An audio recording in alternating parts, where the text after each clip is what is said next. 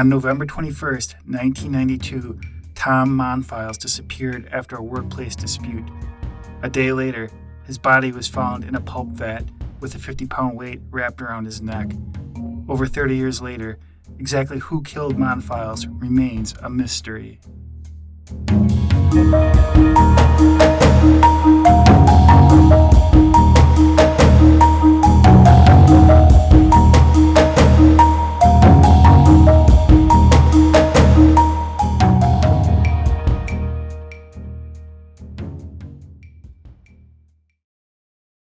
Welcome to the Monfils 6 podcast. My name is Damon Schneider.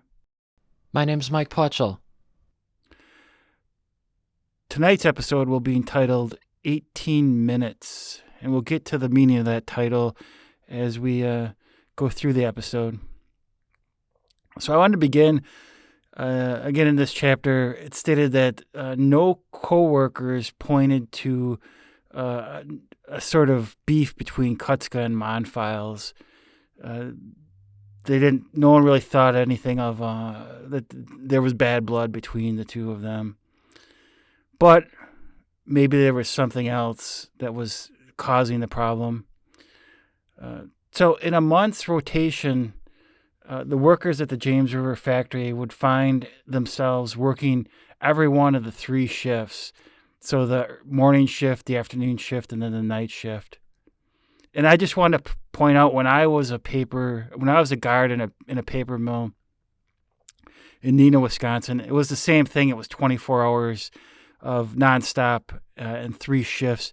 And I was placed in the span of 1 week. I would go from 7 a.m. to 3 p.m. shift, and then a few days later have to work 11 p.m. to 7 a.m. What do you think, Mike, in terms of, have you ever been in a job situation like that, and how would that affect you? I have not had a job that was regularly scheduled that way. I mean, I had a job in the past where one day we'd start work from, I don't know, maybe 8 a.m. to 4 p.m., and then the next day we'd start at 4 in the morning to 2 in the afternoon, which was a little bizarre, but so that was a little scattered, but I didn't have it like you where it was something more scheduled, constantly changing day by day through the week. For me, it was so bad. There were nights that I did not sleep, and then I would have to go in and do an 8-hour shift just because there was so much anxiety over the thought of these weird schedules. And so the paper mill I worked at was the exact same way as the one that Monfils was in. So British and U.S. studies, the authors state, have shown the long-term impact of a worker's mental health in such a rotation is going to be quite negative. And again, I do documentary filmmaking, and I actually made a documentary film entitled Day Guy versus Night Guy that was all about basically how I hate getting up in the morning and how difficult it was for me when I was teaching at a school where I had classes that started at 7:45 a.m., which for me is very, very difficult. And I think you saw that documentary, Mike, didn't you? Yeah, a couple times. What were the highlights that you remember from the documentary? Well, I haven't really watched it recently, so it's a little scratchy in my mind, but I remember you had a lot of interesting uses of incorporating like other TV clips or movie clips to kind of make your point. I remember that. Yeah. So Mike Pye was actually leading an effort to change the shift schedule at the mill, at the James River Mill. And he come across a university study that concluded that the way that James River had their schedule laid out was for rotation was by far the worst in terms of a person's physical health, mental health, family health, and marriage health. And we had talked last week about coworkers had said Monfils in the mill, his priorities were all mixed up, and he didn't put a lot of emphasis on his wife and kids. Do you think maybe that this shift, these crazy shifts that they were working, had something to do with it?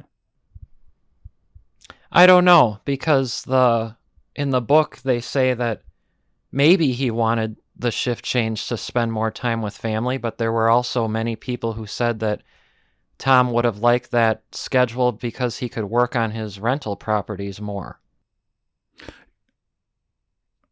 Yeah. The other thing we brought up last week, we didn't quite get a time to talk about, was the fact that how very few photos there are of Tom Monfils. Like, there's very few visual images when you do a Google search of him. And why might that be? Well, I don't know. I mean, there could be more photos out there, just the family kept them private, or they just didn't take a lot of photographs of him, or he didn't like being photographed. I don't know.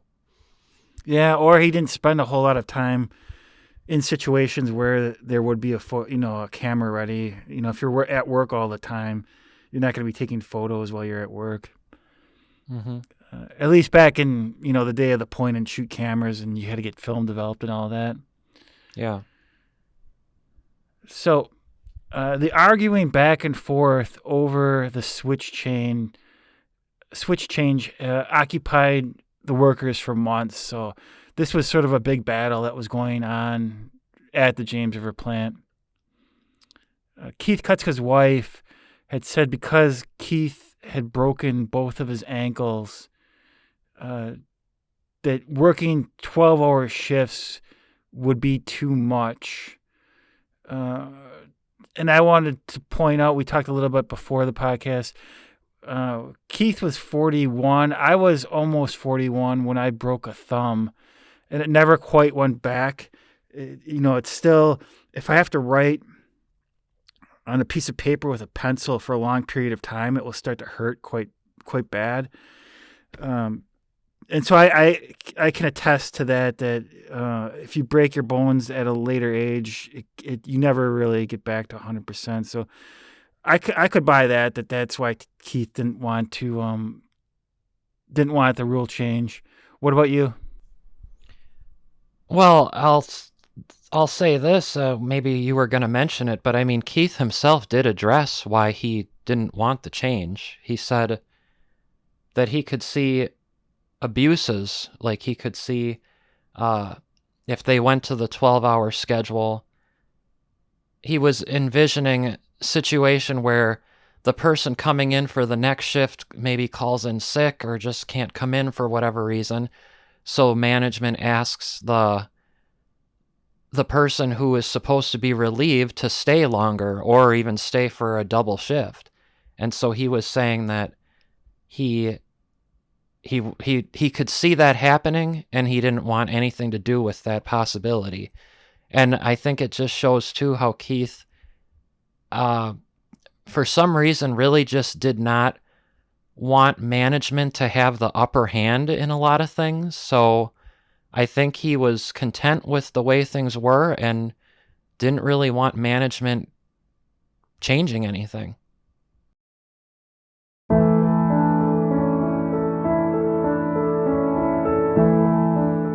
What's remembered lives. Losing someone precious from our lives is the most painful event that one can endure. Seasons of Life Memorials is dedicated to making sure the person you lost is never forgotten.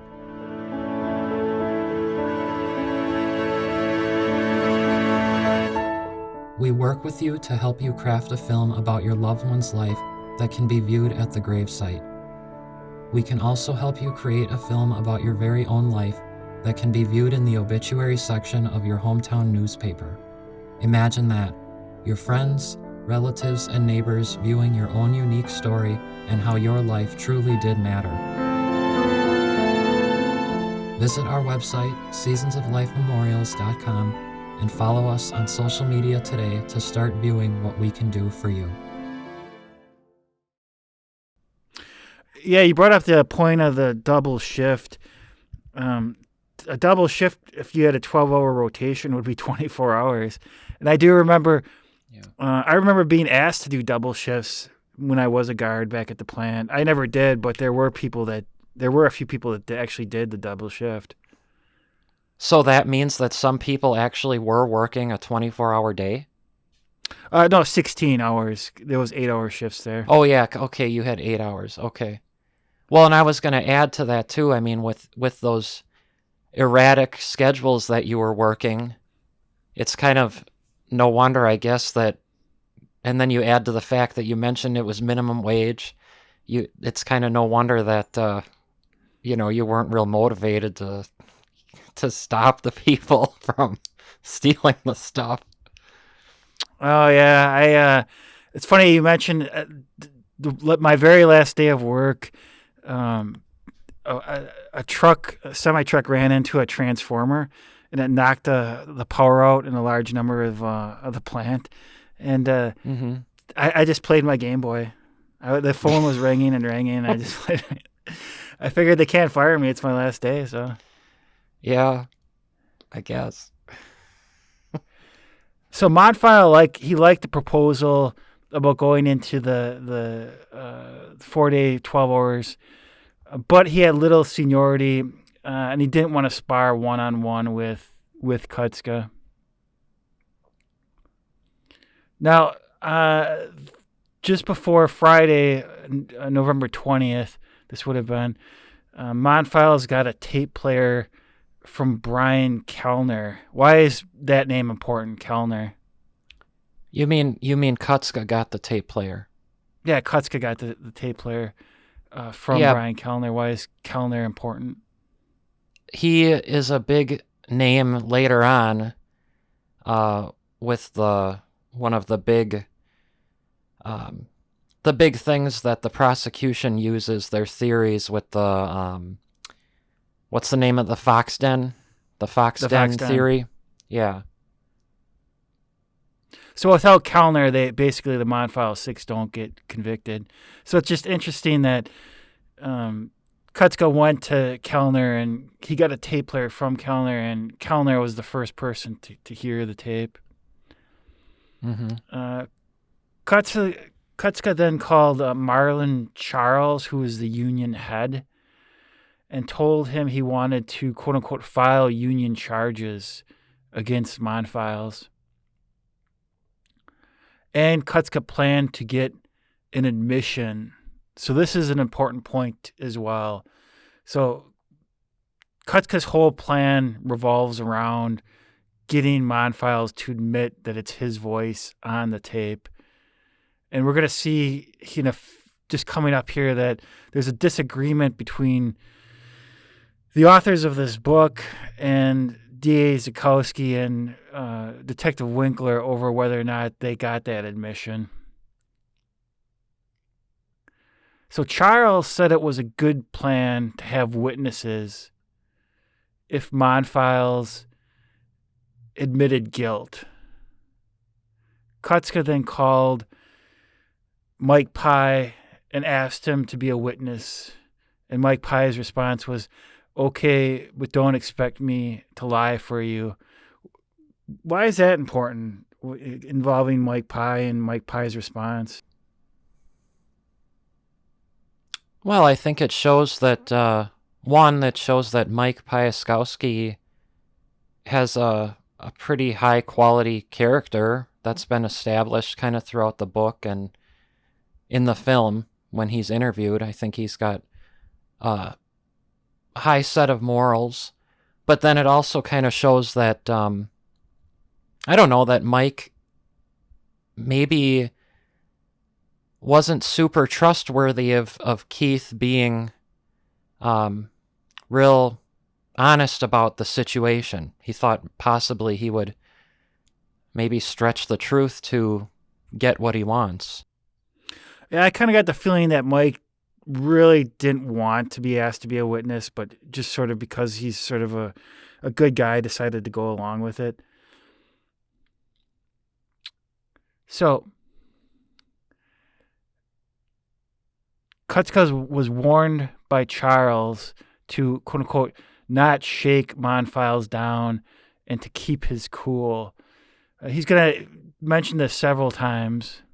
And again, this is at odds with the way the authors portray this versus the way that D.A. Zukowski and Winkler portray it very, very differently, how these things went down. Kutska arrived early on Saturday, November 21st, telling police that he couldn't sleep, and arriving early allowed him to play the tape for the graveyard shift. So all the people who worked the graveyard shift would have an opportunity to listen to the tape before they left for the day. Why do you think he wanted to play the tape for the graveyard shift? Well, he seemed like he wanted everybody and anybody to know what Tom did. I think Keith was kind of humiliated by this whole thing. You know, humiliated being suspended. And I think he wanted to do the same thing to Tom, but really hit him even harder. Yeah, I think so too. What do you think in terms of him saying that he couldn't sleep that night? Well, I think he was fuming. I think he was just going crazy, much like Tom couldn't sleep about the anxiety. Keith couldn't sleep because he was so mad.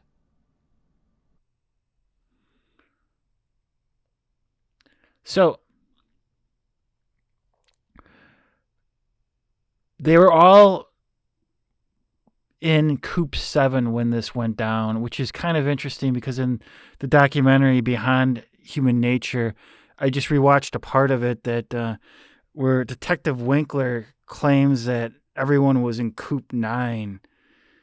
How do you account for Winkler's basically getting wrong which coop they were in?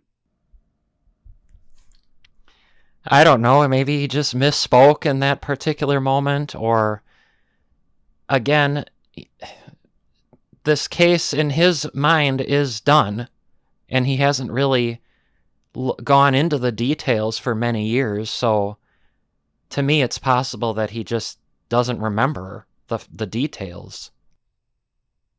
It's possible, yeah. But it also makes me doubt his expertise on the case as well. If he's making mistakes just as to which coop everyone was in when it went down. There are two coops on the floor, Coop 7 and Coop 9. To me, it seems hard to believe that he would forget that, but maybe a long time had passed, so I guess it is possible. So Monfils paid Kutska no attention when he entered Coop 7, despite being warned by Al DeBosch, a night worker, that Kutska had the tape. Why do you think Monfils was paying no attention to Kutska when he came in? Well, I think he really was probably pretty comfortable. I don't think he would have paid attention to him anyway, because even though Al told him that the tape is out there, I really do think that Tom felt assured, understandably. I mean, I probably would too. If you're told by the city attorney and the chief of police that the tape won't be released, that should be enough to believe that the tape won't be released. I mean, those are some high up people assuring you that it won't happen. So I really believe that he was confident and didn't have to worry about it getting out there. Yeah, that's what the book stated as well, was that more than likely Tom just thought that his coworker had misspoken, or he just thought that Keith was trying to get the tape, and that's what he was trying to tell him. He didn't realize that the tape had already been played and people had heard it. The night shift crew had already heard the tape. Otherwise, it seems strange that Keith or that Monfils was sort of laid back when Kutska entered it. What did the book state in terms of uh, Keith bringing sort of a bigger coworker to sort of intimidate Monfiles? Yeah, the Randy Leakpack guy, another coworker on Machine 8, came in with Keith, and there was just, in the past, evidently, because Randy is a bigger guy, uh, the union had talked with him in the past about making sure that he didn't use his physical size as like an intimidation tactic to kind of get people to do what he wanted as far as the shift change, the schedule change, and then in this situation make sure that Randy's not just there to intimidate Tom. Memento mori. Remember, you must die someday. However, your life can be remembered forever by contacting us at seasonsoflifememorials.com. We are here to teach you how to create a film about your life that can be seen at your future gravesite as well as within the obituary section of your very own newspaper. Contact us today at seasonsoflifememorials.com. Mike, could you talk for a minute about our Google Analytics and all of the worldwide logins we've had at Seasons of Life Memorials? Yeah, one of the things that we want to highlight here is the level of interest that we're getting in our products that we have to offer. It shows that this is really a universally people are universally interested in this product. It's something that applies to everybody. Even though we're in the United States, we can really do projects for people from anywhere around the globe. So we have people, we have interest from people from all over the world. Just some examples that we have are Iran, Ireland, Spain, the Netherlands, Austria, Pakistan, Canada, France, of course, the United States, really from coast to coast, New York City to Santa Barbara, Arizona, all over the United States. And again, I think all these places logging into the website, engaging with the website, really show that this is a really unique idea. People aren't seeing this everywhere else. And we really do offer so many different services that people from all over the world, different cultures, even, of course, speaking different languages, are interested in what we can do for them. And we're back. Hey, Piutski, Kutska said, you'll never guess the name of this tune. And with that, he played the tape. And it was all over in about 2 minutes, according to the authors of this book and the way they lay out the events. So the tape was played at 7:13 a.m. Mike Pye reported Tom missing at 7:56 a.m. So after the tape is played, Kutska asks, "Do you admit that it's your voice on the tape?" And Monfiles responded by saying, "Yeah." Now, this is, again, an important point because according to DA Zukowski and Detective Winkler, Monfiles never admitted that it was his voice on the tape. What are your thoughts on that, Mike? I don't know. I don't know where they were coming from with that. It could be, again, just getting details wrong, or, again, we know, and we'll get into it more down the road, there were some oddities about the investigation, things that were overlooked, so I don't really know what explains that. Keith then asked Tom, "Well, why did you do this?" And Tom's response is, "I have a stake in this company and a future to be concerned about." What does that mean to you? I don't know, frankly. That's kind of just the line that Tom said. I mean, he said the same thing in the call to the police. Uh, I don't really know what he's talking about. What do you think? It's hard to say because obviously Tom's gone, but I think he was trying to get Keith sort of more on the defensive. That's kind of the way I took it. Well, and in this situation, this confrontation in the coop, I can envision Tom saying that just out of like just a rehearsed response. We know that Tom was not confrontational at all. So him handling it this way, it's the opposite way that he would handle it compared to Keith. I mean, Keith handled it this way because that's what he's more comfortable with. He doesn't mind confrontation at all. And Tom, this is the exact opposite way that he would deal with something. So to me, him saying the stake in the company comment is kind of just like his rote go-to answer. I don't really know if he knew what to say.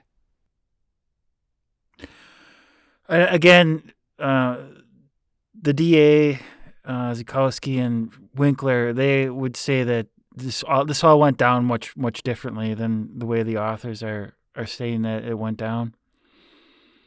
So Tom then goes back to work and he logs a turnover on the 7 machine at 7:34 a.m. This is important just because I want to play just a short clip of Zukowski here admitting that the time frame in which Monfils could have been killed is very, very small. So let's take a listen to that now. And we know Monfils worked at 7:34 turnover, and we know that Piaskowski calls him and is missing about 7:50, or before the 7:56. That's when those rolls kicked off. The logic is Monfils was killed between 7:35 and 7:50 in that short period of time. So according to Zukowski, Tom Monfils was killed sometime between 7:35 and 7:50 a.m. What are the logistical problems of that time frame, and why that's really not realistic, in your opinion? Well, I know that that's a short amount of time to do all the stuff that the DA accuses them of doing. I would say it's far-fetched to say that they confronted Tom, beat Tom up, struck him to the point where he was bleeding. Again, blood would be splattering. And then come up with a plan to tie a rope around his neck, take him to the tissue chest, perhaps take his legs off, because again, he was found with his legs not on, and according to Winkler at the Milwaukee Film Fest, the blades would have pushed him away from the agitator. So again, and then clean everything up to the point where there's not a single drop of blood that is found by the police, and come up with a plan where they all agree on, all the 6 men who are involved with the murder, in 15 minutes. So I wanted to point out, too, that lab technician Connie Jones saw a visibly shaken Monfils at 7:38 a.m. And again, Mike Piaskowski called his foreman, a man named Pat Ferraro, at 7:56 a.m. to let him know. So that would be exactly 18 minutes. That's the title of this episode. It's Zukowski, the DA, he said it could have been as short as 15 minutes. Even 18 minutes, though, I think is ridiculous to think that they did all of that within that time period, and didn't leave a spot of of blood anywhere to be seen by the police. Well, I mean, what are your thoughts on that? Yeah, I agree. I think you summed it up well. It's highly unlikely that that could all happen in that short time frame. New episodes of the Monfils 6 podcast drop every other Friday. Please join us again. Thanks for listening.